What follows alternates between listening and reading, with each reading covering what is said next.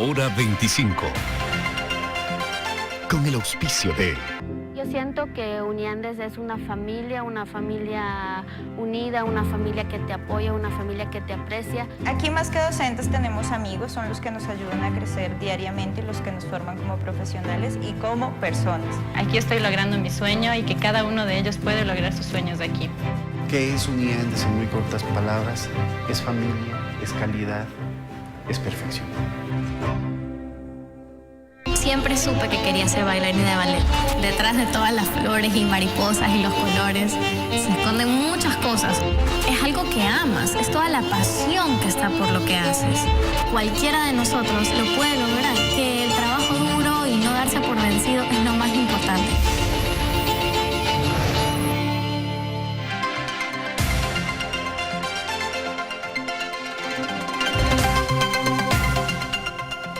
Buenas noches, saludos cordiales, gracias por acompañarnos. Este es el programa Hora 25. Las definiciones del destino de un pueblo o de un estado se expresan en el trabajo diario, en el esfuerzo de cada uno de nosotros.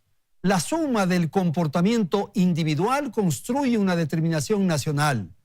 La elección de las autoridades, gobernantes o representantes es una opción que nos concede la democracia.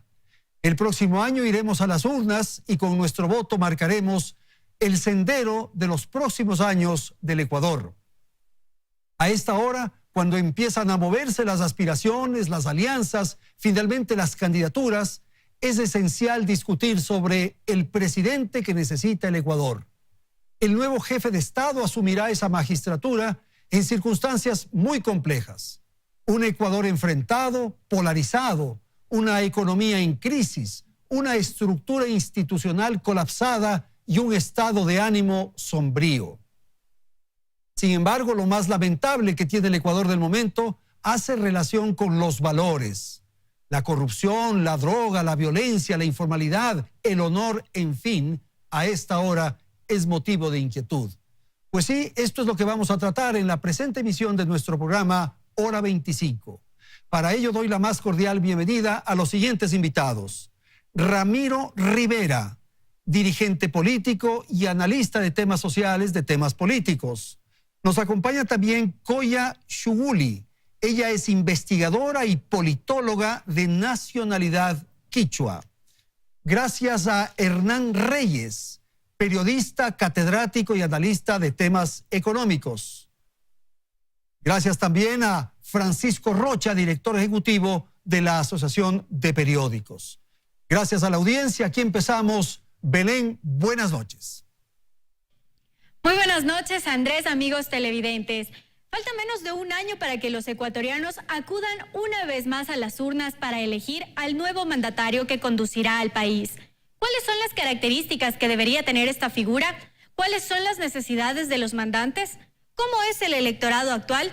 Veamos los criterios de dos expertos en el siguiente reportaje. El 7 de febrero de 2021, los ecuatorianos estarán nuevamente frente a las urnas, depositando su confianza en un candidato y con la esperanza de tener un futuro mejor. Sin embargo, según los expertos, existe un desencanto de la ciudadanía frente a la política. Se ha agudizado esta antipatía hacia la clase política. Los ecuatorianos estamos cansados de la política tradicional, de los partidos políticos tradicionales y de la forma de hacer política. De esa manera se ve que no hay apoyo concreto ni masivo a un candidato específico. Para Mario Cubi, decano de la Facultad de Derecho de la Universidad de Ecotec, los ecuatorianos hoy buscan a alguien que resuelva los principales problemas. O el desempleo, la inseguridad, la falta de acceso a salud de calidad, la falta de educación de calidad, las drogas y la dificultad para poder emprender son problemáticas que todos los ecuatorianos sentimos y que necesitamos corregir. Por lo tanto, antes que estar pensando en cómo agradar, los ecuatorianos buscamos en alguien que tome acciones sin tantas palabras y resuelva estos problemas. Pese a esta crisis de representatividad que vive el país y en general la región, Santiago Nieto, director de la encuestadora Informe Confidencial, sostiene que hasta el momento habrían al menos 18 aspirantes a Carondelet. Van a tentar en el escenario político muchas personas por esta ilusión de que puede venir el outsider, ¿no es cierto?, que es como se viene planteando en el continente, sobre todo en Latinoamérica, van a atentar. Después van a venir las negociaciones de la política y creo que tendremos entre 8 a 10 candidatos. Para Nieto será entre abril y mayo cuando el panorama de las candidaturas sea más claro. Y dice que en esta ocasión hay una marcada diferencia a los últimos años preelectorales, pues el movimiento Alianza País, que durante la última década aglutinó el mayor porcentaje de votos, hoy ya no tiene representatividad. Otra particularidad es el padrón electoral, sostiene Cubi. Entre los millennials y centennials, ¿verdad?, digamos la gente de 40 años hasta los 16, el 54% del voto en el 2021. La generación millennial y centennial es definitivamente la más informada. Sin embargo, recalca que el 30% de la población no está en redes sociales, por lo que los candidatos no deberán descuidar el territorio. Ahora está en manos de los partidos colocar sus mejores cuadros y de los ciudadanos elegir de la mano de quién caminará el Ecuador. Bien, vamos a iniciar entonces el programa. Voy a dar la palabra a los panelistas, gracias a la audiencia, y el tema está planteado. ¿Cuál es un poco la circunstancia, el momento del Ecuador en el que se produce esta elección? Buenas noches, Ramiro, adelante. Andrés, me parece que usted ha descrito de manera bastante gráfica y completa el estado de la cuestión, como dirían los politólogos. Y también en este reportaje han alimentado el tema. Me parece que estamos atravesando quizá la coyuntura más grave de los últimos 40 años de democracia. No solamente porque hemos salido de 10 años de un escenario autoritario, sino que hay un enorme desasosiego, la gente está pesimista, la gente no ve futuro ni perspectiva, y me parece que en el 21 no está de por medio solamente la elección de un presidente, no es una elección más. Me parece que el Ecuador sigue al filo del abismo. Claro, este tren se desvió porque íbamos directamente al infierno. En ese sentido tiene mucha explicación la frase del presidente Moreno. No es el momento para jugar con los outsiders. Aparecen bonitos, atractivos, mesiánicos, salvadores, y luego son una catástrofe. Me parece que probablemente el Ecuador necesita volver la mirada quizá a la experiencia, no a quien prometa, sino a quien haya hecho algo, a quien haya demostrado sabiduría en la administración de la cosa pública. No estamos para un nuevo ensayo. Tenemos el riesgo de una dispersión que no sería la primera en el Ecuador, y probablemente esta es la hora para un llamado a los actores políticos a un poco de madurez, de reflexión, para que hagan lo posible articular una propuesta ciudadana que vaya más allá de los partidos, más allá de las etiquetas ideológicas, y le proponga soluciones al Ecuador. Hernán, buenas noches, le escuchamos su apreciación del tema planteado. Muchas gracias, Andrés, un saludo a los compañeros de panel. Creo que me da la impresión de que en esta hora aciaga que vive la política en el Ecuador, con un panorama tan negro como el que se ha dibujado acá, y en el cual yo estoy plenamente de acuerdo, hace falta más bien volver a entender que la política se hace desde los principios, desde la filosofía, desde las ideologías. A mí me aterra mucho pensar que hay una enorme cantidad de votantes que van a fijarse en los ofrecimientos quiméricos, en las mentiras muchas veces que los candidatos van a volver a reiterar y a repetir, sin ningún tipo de ubicación, sin ninguna brújula sobre cuál va a ser el plan político del candidato. Y esto tiene una explicación. Se ha ido dejando con el paso del tiempo el programa político detrás, y se ha colocado más bien cierto tipo de liderazgos y cierto tipo de mecanismos y procedimientos para venderle al candidato político como un producto publicitario más. Y la peor expresión de eso está precisamente en lo que ha hecho el actual gobierno. El actual gobierno del presidente Moreno ha dejado absolutamente atrás un programa que él defendió cuando fue candidato en el 2017, una línea política de la cual fue él parte desde el 2007, no únicamente desde el 2013, ni el 15, el 7, Y finalmente esto descompensa y confunde a la gente. La gente dice si ya ni siquiera entre los mismos, digo yo, del movimiento político. Por eso obedece a que no hay partidos, ¿no? No hay partidos, hay además, yo diría, una suerte de mala jugada en la política. Los políticos están jugando mal. Los políticos están prefiriendo tretas politiqueras antes que seriedad política, porque para mí la seriedad política es la coincidencia y la coherencia que hay entre un programa político que tiene, como digo, dogmas, principios, ideología, que de alguna manera es un programa más de centro-izquierda, de centro-derecha, de derecha, porque finalmente todas las posturas tienen derecho a estar presentes en el escenario electoral, pero que el rato de los ratos resulta ser un fiasco, resulta ser un simulacro, y finalmente quienes están en el poder hacen lo que se les viene en gana. Francisco, por favor, buenas noches. Buenas noches, Andrés, buenas noches con todos. Yo diría sí, el diagnóstico está ahí, pero está hace algún tiempo ya. Y las últimas elecciones que fueron producidas con una cooptación de todos los poderes. ¿Las elecciones seccionales? Las últimas y las anteriores. Ya. O sea, desde el 2007 tú tienes una cooptación de todos los poderes, incluido el electoral. Entonces, lo que Hernán dice es cierto. Hay que volver a una política de ideas. El día Ortega y Gasset nos decía lo mismo. No sé. Una política de ideas tiene que regresar al país. Y tiene que regresar para que nos planteen que una proyección, una visión de país que estemos dispuestos a respaldarla. Pero no solo vendernos ilusiones, porque sí, las ilusiones, las utopías son buenas, pero si no nos dan respuestas concretas, yo creo que los millennials ahora que utilizan 140 caracteres para comunicarse, en esos 140 caracteres lo que deben buscar es no publicidad ni propaganda, deben buscar respuestas. La democracia está golpeada. Pero el problema son los partidos, pues. Es que no tenemos. Por eso. No tenemos. Hernán nos decía, se rompió un plan de gobierno. Algunos dicen, ventajosamente se rompió ese plan que inició en el 2007. Otros dicen, no, es que si se hubiese mantenido, esto habría conseguido. El señor presidente Moreno, que es producto de estos casi 13 años, ha tomado decisiones que yo las he saludado. Los medios de comunicación hemos reconocido un montón de cosas. Las libertades cuestan a veces más que alguna medida económica. Las libertades no se miden en eso.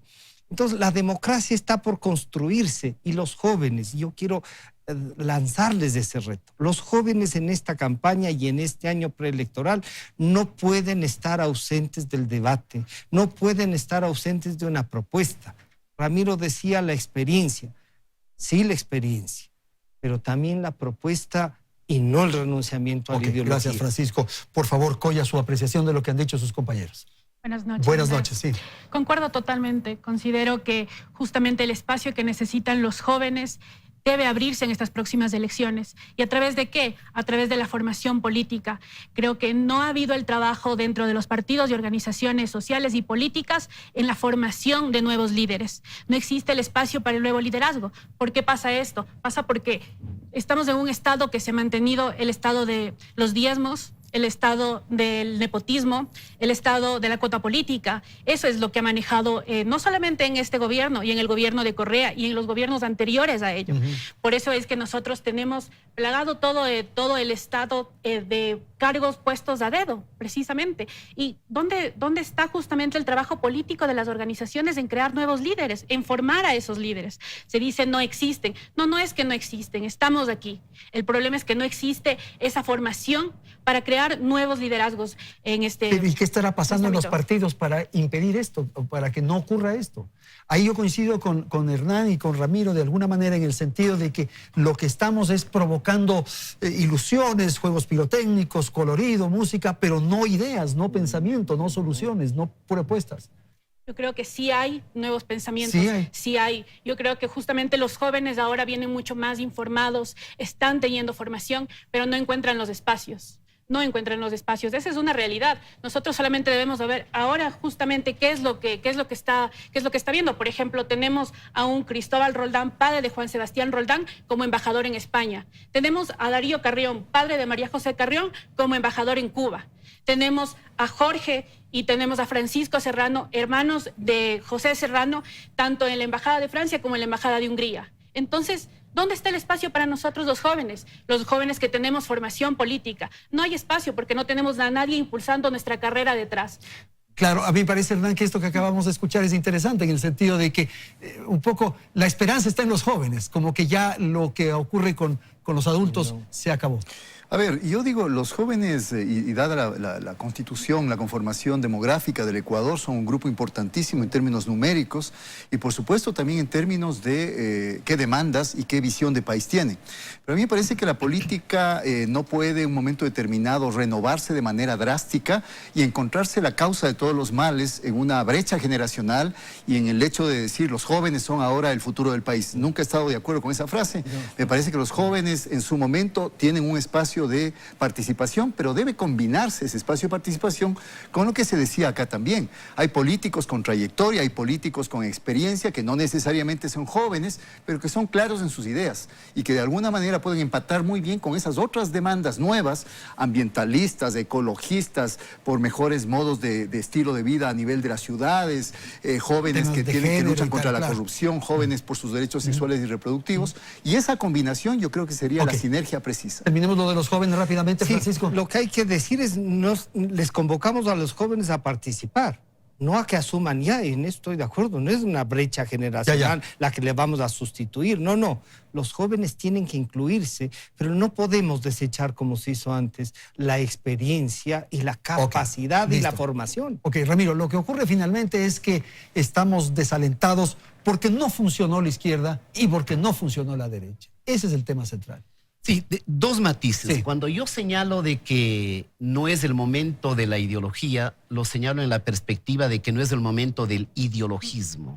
Es decir, de creer que el problema es entre buenos o malos, Occidente y Oriente. Por favor, la Guerra Fría ya pasó.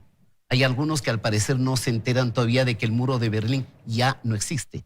Hay otros problemas que son globales, el problema ambiental, el problema del terrorismo, el problema del narcotráfico, el problema de que el planeta se va autodestruyendo con irresponsable frenesí. Sí, pero hay modelos, pues, Ramiro, pero hay el tema Estado y hay el tema de apertura. Pero por supuesto, pero ni el neoliberalismo salvaje, que confíe únicamente en la mano invisible del mercado, de Friedman, pero tampoco el modelo del Estado omnipotente, todopoderoso, que tiene que diseñar absolutamente todo, hasta qué es lo que tienen que desayunar los niños en una escuela. Esos dos modelos fracasaron. De tal manera que pedir que en el 2021 haya un reestreno de un modelo que ha fracasado, por Dios, ese es el infierno. Y estuvimos cerca del infierno. Un matiz. El segundo matiz. Yo estoy de acuerdo en que hay que exhortar a la incorporación de los jóvenes. Creo que el Ecuador en este momento tiene una buena porción de jóvenes. Y Coya es un ejemplo. Capaces, inteligentes, formados. Pero muchos tienen los títulos de máster o PhD debajo de la axila y como no tienen parentela en el poder, como no tienen redes clientelares y padrinos, están deambulando. Y eso explica un poco lo que usted, Coya, nos acaba de ilustrar. Entonces, el problema tampoco es generacional. Yo creo que no es generacional, también estoy de acuerdo. En la década oscura hay muchos jóvenes que estuvieron en la danza de la corrupción. Y hay más de un joven que entró a una función pública con promesas de redención y los vimos con optimismo, que fueron un fiasco. Entonces, esto no es un problema ni de género, ni un problema generacional. Este es un problema de valores éticos, como has dicho tú, y un problema de ver que, por Dios, tenemos que buscar una salida para el Ecuador, porque no podemos estar cada 4 años patinando entre que fundamos, refundamos y nos hundimos y nos hundimos. Lo que está en juego en el año 21, a mi juicio, es vital. Y es responsabilidad, con todas las debilidades de los partidos, si es que hay alguno que merezca ser tal, porque no hay un sistema de partidos, de los líderes, si es que son líderes y no caudillos, de que tengan un poco de asistencia, de lucidez, para que sean capaces de ponerse de acuerdo en una media docena de temas, en los que sea posible identificarnos con un sentido de pertenencia para rescatar el futuro. Pero sume a esos que usted ha mencionado a los ciudadanos, a los votantes. Pero por supuesto. Que tenemos que asumir una responsabilidad. Me encanta su idea, Andrés. Creo que es el momento, no sé si la palabra esté desgastada, es el momento de ciudadanizar la política. Es decir, que la política no sea del colorete, del discurso, del grito, de la agresión o de la promesa, sino que sea la presencia de ciudadanos cada vez más activos en el destino del Ecuador, articulando una propuesta. Coya, sobre esto último, por favor, la participación de los ciudadanos. Nosotros finalmente somos los responsables de quien nos esté gobernando. Totalmente. Nosotros tenemos una responsabilidad, igual una formación que debemos tener cuando ejercemos nuestro derecho al voto. ¿Cómo lo podemos hacer? Investigando justamente los candidatos, viendo quiénes son los que se presentan, por qué medios, qué han hecho, qué mérito tienen, qué formación tienen. Y eso es un trabajo de nosotros, que no podemos culpar a alguien más por las decisiones que nosotros tomamos. Si nosotros escogemos en la papeleta al más conocido o alguien que no tiene una formación, simplemente porque nos parece una cara popular, entonces obviamente tendremos los mandatarios que tenemos. Y creo que esto se ve también en todo ámbito, en todos los partidos políticos, en todos los movimientos, que no existe este interés por buscar personas de formación política. Justamente ahorita, en el más claro ejemplo, lo veo con la Academia Diplomática, que ahorita está buscando a los nuevos diplomáticos del país. Se ha hecho justamente la intención y se decía que va a ser manejado por una empresa externa, todo el movimiento, para no repetir los mismos errores del pasado. Y no ha sido así. Las pruebas que se tomaron psicométricas para la Academia Diplomática fueron exactamente las mismas que de la época de Correa. Las personas que se presentaron para las pruebas de la Academia Diplomática eran personas recicladas que habían salido del CENESIR, que habían salido de otros ministerios y que no tenían formación ni en relaciones internacionales, ni en ciencia política, ni en derecho internacional, y sin embargo estaban ahí. ¿Por qué? Porque tenían los bancos de preguntas, las respuestas, todo que se repetía exactamente igual para este proceso nuevo, y esa es la nueva Academia Diplomática, los nuevos diplomáticos que ahora se van a presentar. Entonces, si se sigue manejando del mismo modo, no van a entrar personas de formación, y ese es un trabajo de las organizaciones sociales y políticas que deben llevar la formación política a los barrios, a las comunidades, a las escuelas, a los colegios. Se debe hacer campo, se debe trabajar en política. La política no solamente se hace desde las redes sociales, desde un tuit popular, desde las cámaras, se hace yendo y hablando con las personas, porque no todo el mundo está en redes sociales. Gracias, Coya. Con Francisco terminamos. Y tal vez incorporando esto que acabamos de escuchar con la otra apreciación de Ramiro, en el sentido de que cada año lo que hacemos es patinar, estamos en ese fango del cual no salimos. Y el problema es que no estamos solo en ese fango del cual no salimos, ahondamos, nos estamos hundiendo. Se sigue. Sí, se está hundiendo. Esto no es un tema de patinaje, se está hundiendo. Lo que dice Coya es cierto y me hacía recordar por qué yo decidí una vez militar en un partido político. Porque había formación, porque había organización, porque con nuestros recursos visitábamos cantón por cantón el Ecuador, lo conocimos por dentro.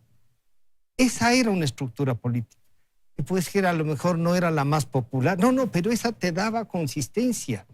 Entonces, cuando Coya nos dice, si es que uno se prepara, participe en la organización, dispute el poder. Y cuando uno es capaz de disputar el poder, tiene mejores resultados. Pero si los vemos desde lejos y nos conformamos con un tuitazo, no es responsable. Porque además podemos estar cayendo en una manipulación de esas redes sociales. Yo te diría como medios. En octubre, ¿qué nos pasó? El Twitter, las redes sociales se incendiaban. ¿Pero a dónde acudían para verificar lo que había pasado? Para confirmar. A los medios. A los tradicionales. A los medios tradicionales. ¿Por qué? Porque pese a ese golpe, a esa permanente persecución, no habían restado la credibilidad que tiene. Que hay que mejorar en el sistema democrático, que debemos trabajar para que la ciudadanía tenga esta voluntad de informarse como solicita y pide Coya, y como creo que todos lo hacemos, es que la participación tiene que ser una realidad. Una participación no pues que se defina en el Consejo de Participación, o sea, estatizar la participación, no. Hay que ciudadanizarla, hay que llevarla a cada barrio, a cada escuela y a cada colegio para que con la cultura no nos tomen el pelo. Ok, tengo que ir a la publicidad, enseguida retornamos para la segunda parte del programa y vamos a analizar lo que ocurre con las candidaturas, con los nombres, con las opciones que aparecen a esta hora. En un instante, hora 25.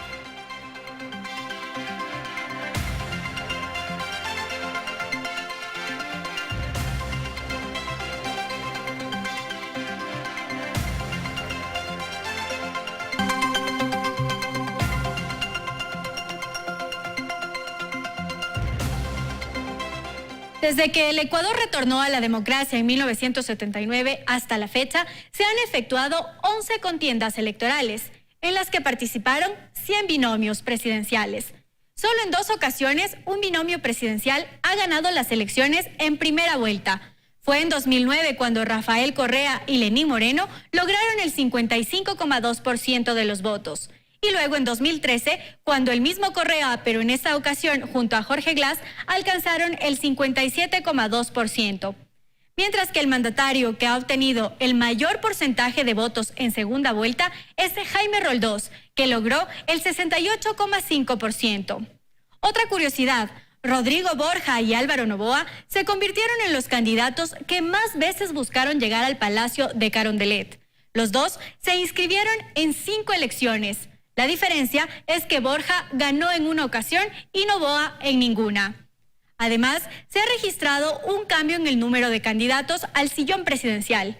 En 2002, por ejemplo, hubo 11 aspirantes. En 2006, la cifra creció a 13, mientras que en 2009, 2013 y 2017 se ha mantenido en 8 candidatos. Gracias, Belén. Presentamos entonces la segunda parte del programa. Voy a dar la palabra a Hernán Reyes. De alguna manera comienza ya a expresarse ciertas posiciones. Entonces, yo veo que en la derecha, Hernán, ya surgen candidatos y de hecho hay ya nombres casi ya definidos. En el centro vacío y en la izquierda no sé qué pasa. Te escuchamos. Bueno, primero habría que decir que quizá hay 3 tipos de fuentes de origen de los candidatos. Una son partidos políticos con todas las deficiencias, fallas y de alguna manera quizá fortalezas que puedan tener diferenciadamente. Otros son lo que yo he dado en llamar empresas electoreras, es decir, son organizaciones normalmente dirigidas por un líder como su propia empresa. Hay casos muy claros aquí, creo que el partido de Álvaro Noboa dio muestras expresas de eso. Y hay outsiders, de alguna manera, que tienen 2 orígenes distintos. Unos, efectivamente, son producto de un cierto consenso entre grupos sociales y organizaciones que les proponen. Y otros son los outsiders, se autoproponen y finalmente después tratan de conseguir adhesiones. Desde ese punto de vista, la derecha efectivamente ha estado presente en el escenario electoral las últimas elecciones, ha estado muy cerca de conseguir el poder. Lazo estuvo... Y ahora la derecha está muy activa, digamos. Ahora tiene... la derecha maneja campaña permanente. ¿Por qué digo campaña permanente? Porque mucho, y aquí tal vez una diferencia con lo que mencionaba Francisco, mucho del discurso permanente que muchos medios de comunicación manejan con respecto a la economía, con respecto a la política, con respecto a la democracia, con respecto a qué le conviene al país, es un discurso de centro-derecha. Es un discurso, por ejemplo, que avala con una claridad y con una nitidez asombrosa la presencia del Fondo Monetario Internacional en el Ecuador. Es decir, me parece que es lo más lógico que exista nuevamente después de 10 años donde no había marcado condicionalidades económicas. Y desde ese punto de vista me parece que obviamente Nebot, que es un político de profesión, como podría decir Max Weber, no es nada, ningún insulto, es un político profesional, ha estado ya presente no solamente a nivel de gobiernos locales, sino siempre queriendo ser presidente del Ecuador. Yo creo que Nebot va a ser candidato, es un candidato fuerte, es un candidato que podría efectivamente esta vez conseguir lo que ha anhelado durante tantos años. Está Lazo ya ha manifestado su predisposición a participar y creo que es una fuerza importante porque más allá de su pésimo manejo legislativo, donde lo que más hace es perder asambleístas y no sumar, de todas formas tiene una estructura en el país y de alguna manera tiene ese capital de notoriedad, como llaman algunos, que le puede, digamos, ofrecer una posibilidad. Y creo que está el vicepresidente de la República como también candidato de la derecha. Yo creo que esto de no ser ni de izquierda ni derecha y este bailoteo en que yo no tengo ideología y que yo ayudo a los pobres y que yo recorro el país y que yo soy la cara bonita de un régimen que está en declive, me parece que no le quita el hecho de que el programa que el vicepresidente defenderá, si es que es candidato, es el mismo programa de corte neoliberal que el presidente Moreno ha puesto en práctica estos 3 años. Ok, gracias, Hernán. Por favor, sobre lo que está ocurriendo ya en el tablero. Bueno, veo que hay algunos nombres. Yo diría el gobierno o lo que se llamaba Alianza País y sigue manteniéndose como movimiento, ahora en 2 fases que son la Revolución Ciudadana, que no sé si van a reivindicar lo que ha pasado en los últimos 12 años, si se van a hacer cargo de todo lo que ha pasado, pero está también, o sea, una izquierda que está representada en otros grupos, digamos la Unidad Popular, digamos Pachacútec, que van a tener también una representación, se escuchan nombres. A veces folclorizan también la presentación del nombre y tienes a un señor Vargas o a un señor Issa ahí folclorizando algo para tener una presencia. Y eso la ciudadanía comienza ya a separar, a decir esto es globos de ensayo y esto no. Tienes una derecha, como lo han descrito, que está presente, que tiene una visión, yo diría, le están planteando un proyecto y ese proyecto va a ser analizado, como pedía Coya. Pero también tienes ahí un vacío de la centroizquierda, un vacío que no cuaja porque no hay una actividad que estaba representada en otros partidos políticos, porque no hay esa voluntad de ir. Yo creo que Alianza País cooptó a una gran parte de dirigencia que venía de esos partidos, los puso ahí y se sometieron al liderazgo de una sola persona y además de someterse a esa persona, se corrompieron. Y corruptos ahí, entonces esa dificultad de esos liderazgos va a tener que ser trabajada por los dos sectores. ¿Para qué? El país necesita una propuesta.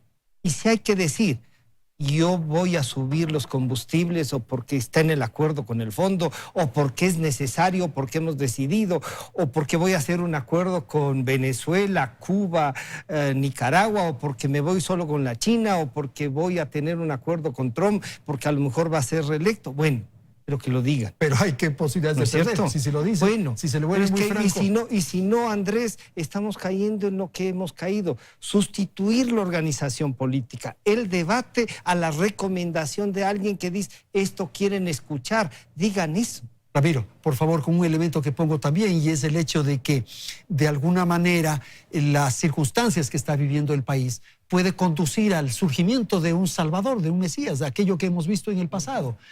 Y eso se produjo en las elecciones seccionales últimas. Me parece que en el caso de Quito, por ejemplo, el aparecimiento del actual alcalde está dentro de esto, de la especie de outsider.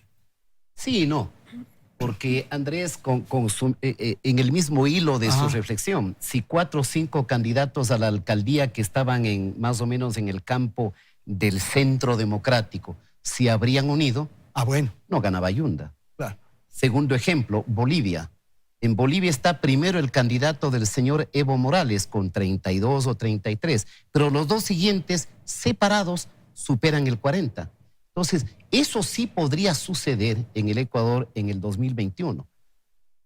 No hay que ser adivino para sostener que hay una alta probabilidad de que el candidato correísta, que obviamente sabemos que no será el ciudadano que está en Bélgica, tenga chance de un voto duro de acceder a una segunda vuelta.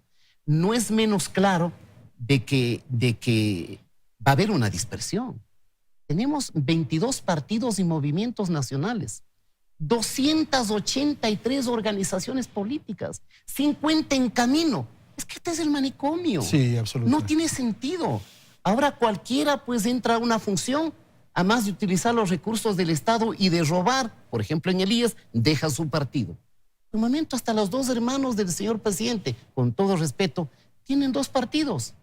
El esposo de doña Pamela Martínez tiene un movimiento nacional.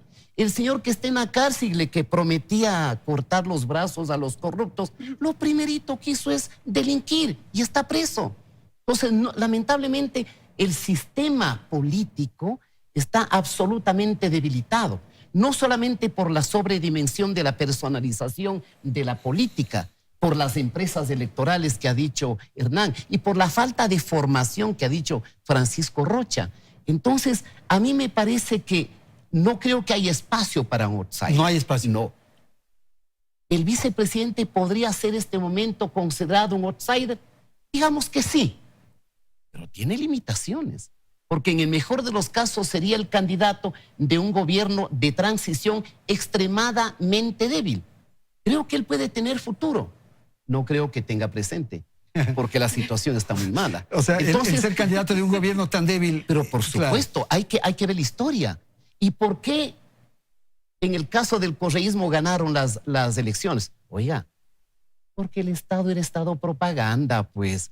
porque tenían millones para colorear el país. ¿O nos estamos olvidando de los sobornos? Pero usted piensa en el candidato de la experiencia y casi hay uno que tiene experiencia en eso. Yo creo, sí. Y en esto, más o menos coincidiendo con Hernán, pero poniéndole un matiz desde la perspectiva del análisis, a mí me parece que Jaime Nebot está condenado a ser candidato a la presidencia. Hernán, rápido. Yo no veo otra opción más fuerte. Un contrapunto ahí rapidito viable. y te doy la palabra. Y está condenado a perder nuevamente. Ahí está. Me parece que está condenado a perder Jaime Nebot por dos situaciones básicamente. Primero, porque yo creo que hay un gran bluff, o sea, hay un gran simulacro de lo que es el modelo exitoso en Guayaquil. No por el hecho de que se gane con votos y haya una perpetuidad casi de las alcaldías social cristianas en Guayaquil, quiere decir que la situación de la mayoría de guayaquileños está bien. La ciudad de Guayaquil es una ciudad muy complicada donde hay muchísimos niveles de desigualdad y de pobreza que no aparecen porque efectivamente hay un candado simbólico alrededor de las alcaldías social cristianas y eso hace que se haya mantenido tanto tiempo Febres Cordero primero, después Nebot y ahora Cintia Viteri. Y segunda cosa, porque me parece que Jaime Nebot representa el pasado. Me parece que Jaime Nebot, por más que haya intentado edulcorar su programa político, por más que haya intentado separarse de una posición de centro-derecha, a mí me parece que Jaime Nebot podría tener más éxito si dice realmente quién es. Pero Jaime Nebot ha ido cada vez desplazándose más. Yo he escuchado en el discurso de Jaime Nebot hasta la palabra revolución, he escuchado la palabra cambio, transformación radical, he escuchado un montón de cosas que, por supuesto, vienen a sus oídos desde los asesores de marketing político que le dice trate de ocupar un lugar en el centro izquierda. Y Nebot no tiene entrada en la sierra. Todas las encuestas muestran que en Quito, en Cuenca, a excepción de algunas provincias centrales de la sierra, el socialcristianismo en general y fundamentalmente Jaime Nebot no tiene ningún avance, sino más bien retroceso. Gracias, Hernán, por favor. Claro, yo quisiera hablar de las posibilidades del movimiento indígena. A ver. Precisamente, dependiendo de la encuesta en la que estemos siguiendo, por ejemplo, en este caso Clima Social le da un 32% a ISA. Otras encuestadoras le dan un 8, un 10, un 11% entre ISA, Vargas. También está hablando de Yacu Pérez Huartamel, que también se está considerando dentro del movimiento. Pero considero que es un momento en capitalizar lo que pasó en octubre. El país es antes y después de octubre, a mi modo de ver, en este momento político. ¿Y qué es lo que pasa con ello? Creo que el movimiento indígena tiene que tomar a un candidato idóneo. Y a mi modo de ver, Vargas no es idóneo. Ha tenido una serie de expresiones equívocas que demuestran su falta de experiencia. Tiene experiencia dentro de los pueblos y nacionalidades indígenas, pero nosotros necesitamos un candidato que sea adecuado para todo el país plurinacional, que tenga una idea, que tenga una formación, experiencia, que sea cauto, que sea preciso. Y eso no es, lamentablemente, Jaime Vargas. Pero sí existen otras personas dentro del movimiento indígena que podrían estar haciendo este papel. Y creo que dentro del movimiento indígena, como ha dicho Marlon Santi, ahorita todavía no se ha tomado una decisión. Apenas en abril se va a tomar una decisión de cuál será nuestro candidato. Y yo considero dentro de ello que debemos ver y revisar nombres, tal vez de gente con experiencia, como por ejemplo Blanca Chancoso, que ha sido una líder increíble e histórica del movimiento indígena. Otras personas que tal vez no están en permanente campaña, como Nina Pacari, pero que también han tenido un papel fundamental. Y si no, buscar alianzas, pero alianzas adecuadas, que no nos sorprenda. Lourdes Tibán, ¿cómo ve usted? Perdón, no debo preguntar. No, pero me ayudas. Que no se decida. Sí, bueno, yo considero sinceramente que existen mejores opciones para el movimiento indígena. Sin embargo, sí considero que hay muchas lideresas dentro del movimiento que han hecho un gran trabajo, pero considero que hay todavía tiempo para escoger un buen candidato y que no nos sorprendan las alianzas, porque dentro y aunque muy a pesar de muchos de los líderes indígenas, dentro de las bases del movimiento indígena existen líderes correístas. Así que no nos sorprenda que la alianza sea con el correísmo. Y ha habido muchas expresiones de los líderes que no quieren ver esto, pero seamos reales, seamos sinceros. Yo que estuve participando en el Parlamento de los Pueblos de los Pueblos y Organizaciones Sociales, se veía a muchos líderes correístas que trataban de meter su agenda dentro de la propuesta que se presentó. Entonces es muy probable que dentro de esa alianza podamos ver una alianza con el correísmo, sería detestable. Francisco ha puesto ya entonces otro Sí, elemento. bueno, ese es un elemento que hay que tomar en cuenta. Es verdad, no coincidiría con que octubre divide al país, antes de octubre y después de octubre. Octubre es también una representación, yo diría, de lo que había pasado 10 años antes, o sea, el destape. y fue una cosa muy violenta, organizada, que es una respuesta. Que el correísmo va a buscar y que hay líderes históricos incluso que están con el correísmo, es cierto, si estaban en el gobierno. Eran ministros de Estado, eran secretarios de esto, directores de esto. Entonces, no, y está bien, tienen el absoluto derecho de estar. Que vayan a tener un candidato con esa alianza, o sea, lo que Coya nos dice es, aquí hay una división. Ya. Entonces, dividido el movimiento que ha gobernado estos últimos 13 años, unos irán con la 35 si es que se anima el vicepresidente o proponen un candidato, van a tener una asamblea ya mismo a finales de mes, me parece. La Revolución Ciudadana, he visto, han tomado como 18 nombres para ver quiénes podrían, incluida lo que hemos estado criticando, la hermana del expresidente y otros parientes, diríamos de ahí. Pero, ¿qué se visualiza? Ves un Jaime Nebot que ha dicho el día jueves en el lanzamiento del libro, ha dicho que tomará una decisión en marzo.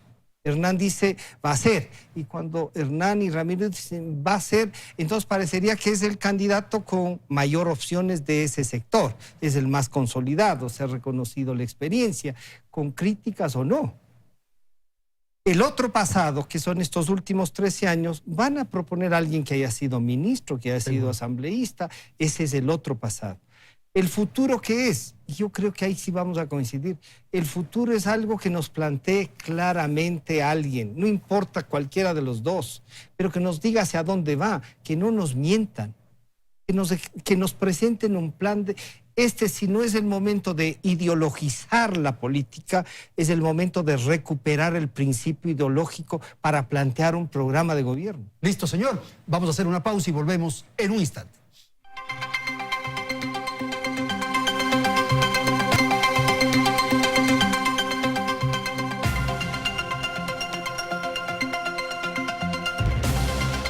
Bien, vamos al segmento final del programa. Voy a dar la palabra a Coya para poner en escena un elemento que me parece importante y es el asunto judicial. Estamos asistiendo a las audiencias para una definición en el caso Sobornos. ¿Hasta qué punto ese tema tiene una implicación en este panorama político electoral? Por favor, si es tan amable. Claro.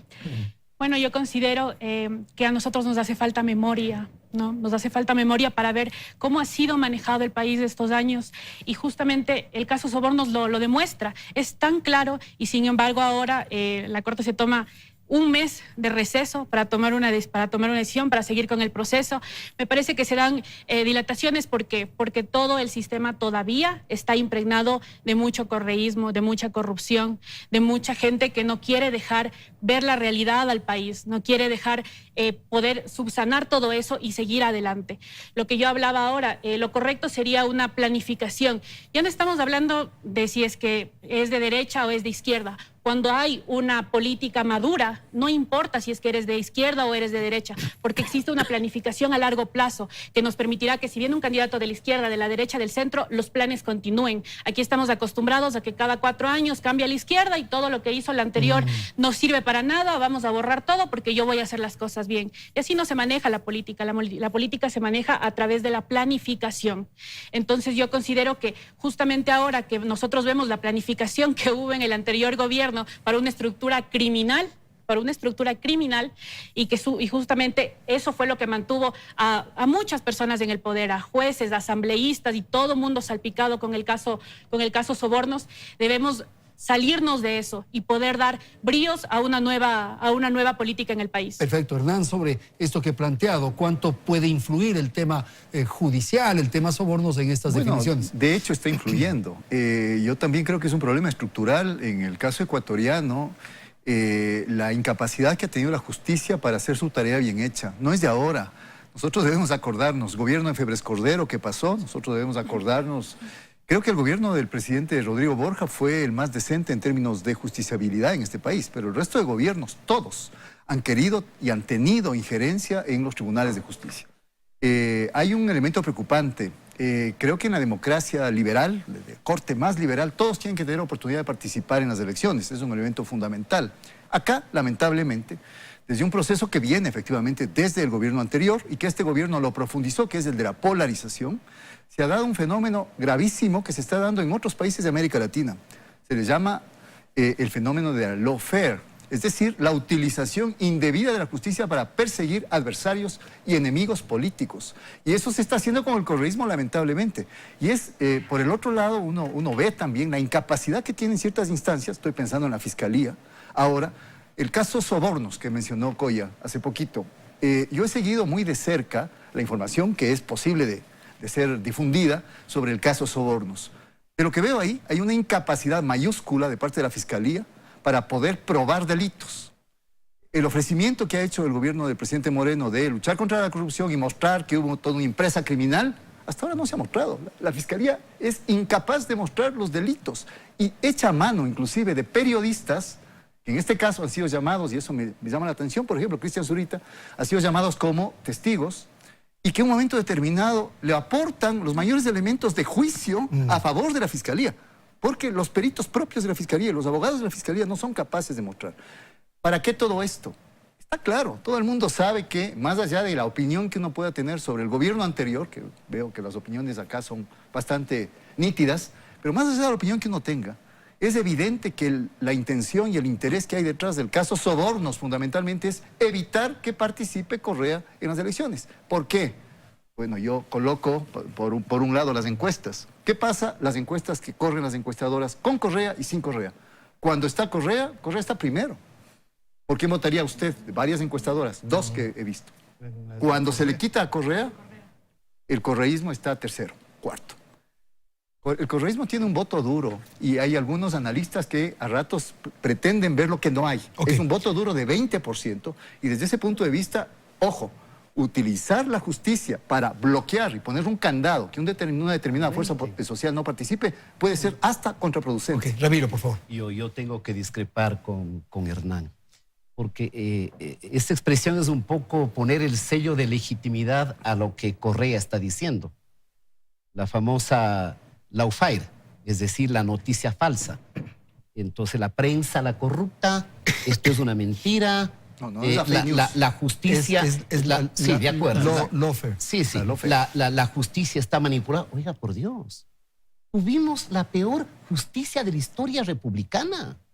Es que no todo ha sido malo en el Ecuador. Hay cortes supremas de justicia donde había que rendir seriedad y culto a personajes honestos. La última corte fue manipulada por el señor Yalc en la consulta plebiscitaria donde el propio Correa dijo voy a meter la mano en la justicia y que la metió la mano en muchas otras cosas más. De una pobreza tremenda. Era Pamela Martínez la que cernía los nombres, por Dios. Y eso de que estén haciendo el trámite o este proceso jurídico y judicial para impedir que Correa no puede ser candidato. Hubo una consulta plebiscitaria porque de manera mañosa quiso establecer la reelección perpetua. Por favor, entendamos eso. Otra cosa es que el correísmo durante 10 años de dispendio, de robo y de regalos en un país que premia el clientelismo político, tiene mucha clientela. Esa es la verdad. Esa es la verdad. Pero no creo que este proceso judicial sea para impedir, porque con eso lo que estamos haciendo es victimizando al más grande de los bandidos. O sea, por favor, eso un poco da cuenta de lo que usted dijo en la introducción del programa. Los valores se han invertido tanto que el que roba es la víctima, el bueno, y los otros son los malvados, los villanos, en una especie de historieta negativa. Yo quiero tomar algo de Coya que me llama la atención desde lo positivo. Y ahí tiene usted una voz desde la juventud serena y objetiva. No podemos estar borrando, creando y refundando este país cada 4 años. Como que atávicamente todo vemos mal. Nadie sirve. Guayaquil es malo porque ha tenido 3 alcaldes de un mismo partido político. Por favor, la estabilidad, la continuidad de políticas de Estado también es benéfica. Y en este caso yo creo que el Ecuador en el 2021 me parece que luego del infierno de 10 años de la izquierda correísta, va a haber la mirada hacia un centro derecha con experiencia, con ejemplo, con sensatez. A ver, ahí encuentro dos posiciones que son, yo diría, que son las que se van a enfrentar. Estas son. Pero cuando Hernán dice que este es un proceso para evitar que Correa, es que eso es lo que no queremos. Que los partidos, los movimientos sean de. Una cosa es con el nombre del uno, otra es con... O sea, eso significa que entonces no son nada si no tienen al capataz. ¿Qué es esto? Eso no es democracia. Y el país tiene que reaccionar a eso. Aquí no hay dueños de la democracia. El señor Correa tenía nada menos que a la vicepresidenta. Y eso está demostrando, Hernán. Están demostrando la fiscal, que la vicepresidenta de la Corte Nacional, que la asesora personal de Correa tenía una oficina para atracar los fondos del... Entonces, no digamos que es una es persecución a delincuentes, mi estimado Hernán. No es una persecución política. Cuando quieren mezclar el juicio sobornos con la política, es que quieren politizar el tema. Cuando los periodistas investigamos y publicamos las cosas, no es para juzgar, es para que el país conozca lo que ha pasado. Y no somos nosotros los que juzgamos. Por eso tiene que actuar la fiscal. Por eso les convoca, porque ellos descubrieron las cosas, lo que no han hecho, lo que el país y la justicia que nos impuso Correa, del que están esperando que regrese, que jurídicamente no puede, pero que juegan con ese discurso. Esa justicia es la que ha llevado a lo que nos pasa ahora. Fueron incapaces de juzgarse, tenían un contralor que guardó todo, tenían unos fiscales que se aprovecharon de eso y se enriquecieron ellos. O sea, hay que tener vergüenza también. Pues. Hernán, rápidamente. A ver, aquí en el país, mi querido Francisco, hay que decir las cosas por su nombre. Hasta ahora el gobierno de Moreno, en base a sus ofrecimientos de recuperar dinero mal habido, primera cosa. Y segundo, sancionar a los culpables de corrupción. El gobierno no entró el mes pasado. El gobierno tiene 3 años y más en el ejercicio de poder. 14, 13. ¿No es cierto? Y desde ese punto de vista, ¿a quiénes el gobierno ha sancionado finalmente? El propio proceso de Glass, que yo creo que efectivamente hay corrupción en el gobierno de Correa. Y hay políticos corruptos que estuvieron en cargos altos en el gobierno de Correa. Lamentablemente no se quiere hacer una autocrítica desde el correísmo, pero eso es otra cosa. El tema al que nos estamos refiriendo es la capacidad que tiene la justicia, y en este caso la Fiscalía, para mostrar delitos. Y hasta ahora, creo que tú estudiaste Derecho también, acá Ramiro también sabe de eso. Es evidente que el delito tiene que demostrarse, y lo que hay aquí es una especie de simulacro enorme. Y a mí me parece que la incapacidad de la Fiscalía, vuelvo a repetir, está marcada por lo que se difunde sobre el caso. La última noticia, no tiene 150 testigos, 150 pruebas, perdón. Dice que no, que ni los testigos ni las pruebas, que se limita simplemente... ya no es suficiente. ¿Por qué? Ya es suficiente. Porque se le cae. Ya no es necesario. Entonces, más allá de poner... Si tú has acá, presentado 80 Ramiro, pruebas, más allá de ponerse acá a defender o no, lo que estábamos hablando es si la justicia ahora está maniatada o no está maniatada. Yo particularmente creo que ese cruce que tú dices, Francisco, entre la justicia y la política, más allá del caso Correa, está dado. Y desde ese punto de vista, mientras no nos liberemos de ese cruce, el tribunal, por ejemplo, el Consejo Nacional Electoral, también está viviendo en su entorno, en su seno, precisamente estas diferencias entre la participación de fuerzas políticas, y se sabe, ¿no? Hay una tendencia que más está ligada al socialcristianismo con alianza, y hay otra tendencia que está ligada a Creo con alianzas. Y por eso están matando entre los conservadores. Era peor antes, y desde que tenía ese punto 5 lacayos de Correa. No, pero más allá de lo de antes, nos estamos refiriendo, y la pregunta fue ¿a qué pasa ahora en el país? Y esto, créanme, va a manchar las elecciones próximas. Y eso es lo grave. Porque la gente no tiene credibilidad de que van a haber elecciones. Que todo lo que hemos hablado esta noche no tenga mayor trascendencia, porque quien resuelve es quien cuenta los votos. Y eso es lo que tenemos que tener, un tribunal que nos dé garantías. Vamos a terminar. 30 segundos cada uno. Lo hacemos rápidamente, Francisco, y hacemos la ronda final. Andrés, pedirle a la ciudadanía que participe, que la participación ciudadana no sea una declaración, que se interese por la suerte del país, pero también pedirles a los políticos y a quienes ejercen el poder que cumplan, que el Consejo Nacional Electoral intente en estas divergencias proponernos un proceso que podamos seguir los ciudadanos, y que ¿no es cierto?, en el contexto de la democracia, seamos capaces de, si es necesario, reinventarnos la democracia. Ok, gracias. Coya, por favor. Por supuesto. No quiero irme sin hablar acerca del cambio que hubo del método de Hunt al método de Webster. Yo creo que esto nos da un espacio a las minorías para poder acceder a una plena participación. Y ojalá que sea así. Yo quiero mucho centrarme en la participación política de la mujer. Desde el 2014 al 2019 hemos solamente subido menos del 1% en participación política de la mujer. Hemos pasado de 16 alcaldesas a 18, de 2 prefectas a 4. ¿Dónde está la verdadera participación de las minorías? Ojalá que estas sean las elecciones que nos permitan a todos tener una plena participación y un puesto en las decisiones del país. Muchísimas gracias, Coya. Ramiro, si está amable. Bueno, dos pedidos, comedidos y respetuosos. El primero a los 5 señores miembros del Consejo Nacional Electoral.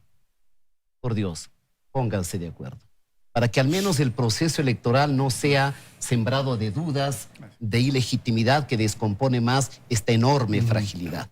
Pónganse de acuerdo al menos en eso. Y luego, a los actores políticos, hagan lo posible para conversar. ¿Cómo no puede ser posible en el Ecuador que se pongan de acuerdo en una media docena de temas, que sean políticas de Estado, para que haga posible que el Ecuador salga al mundo? Ya hemos salido, gracias a Dios, del club de los chicos malos. Ya no estamos pues con Cuba, con Nicaragua, con Bolivia, con Irán, con Bielorrusia, o con el señor Putin o con el señor Assange. Bueno, abramos la economía competitiva, demos oportunidad a los jóvenes para el emprendimiento, que no vean en un Estado omnipotente y todopoderoso simplemente un escollo y un muro en el que chocan sus sueños y sus iniciativas. Muchísimas gracias, Hernán, con usted terminó. Muy rápidamente, 3 cosas. Uno, de acuerdo con Ramiro, reglas claras. Unas elecciones estarán viciadas, las próximas elecciones, si es que no hay reglas claras de juego, de participación y finalmente también en el proceso electoral propiamente dicho, que todos tengan igualdad de oportunidades. Segunda cosa, no a los caudillismos. A mí me parece que los caudillismos de derecha, de extrema derecha, de centro izquierda, de izquierda, etcétera, no deben ser bienvenidos en estas próximas elecciones. Creo que el país ha vivido durante décadas demasiado sometido y ha vivido los efectos negativos de los caudillismos. ¿Eso qué implica? Implica la necesidad de que la ciudadanía y de que los medios de comunicación cumplan cada uno con su responsabilidad. ¿Responsabilidad de qué? De fijarse en lo que son los temas fundamentales de los programas políticos. Si es que no se logra una pedagogía ciudadana a partir de los programas, a partir de las ideas centrales, a partir del modelo de gobierno, a partir del modelo de economía, yo creo que vamos a seguir cayendo en darle el voto a cualquier improvisado o dar el voto a alguien que finalmente después se quita la careta y muestra quién realmente es en el poder. Muchísimas gracias entonces a nuestros invitados, Ramiro Rivera, Coya Yuguli, gracias también a Francisco Rocha y a Hernán Reyes. Gracias a la audiencia, felicidades, hasta la próxima semana.